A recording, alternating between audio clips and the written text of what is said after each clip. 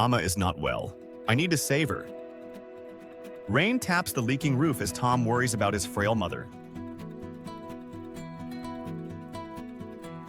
He rushes to get help, but faces rejection.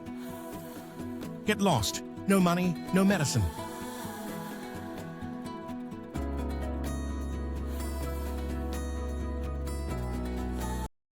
I'll work, but I need to save my mother. All right, young one. You can work for me today. Tom works hard, watering, digging, sweat soaking his patchy shirt. His hands become blistered, but he doesn't give up.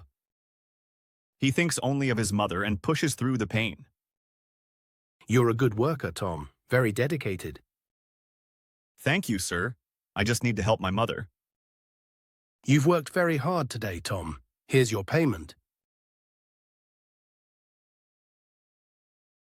Thank you so much. I can finally help my mother.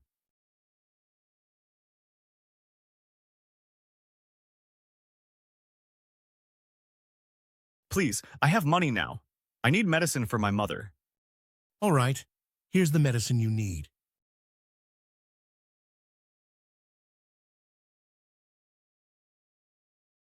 Amma, I have the medicine. You're going to be okay.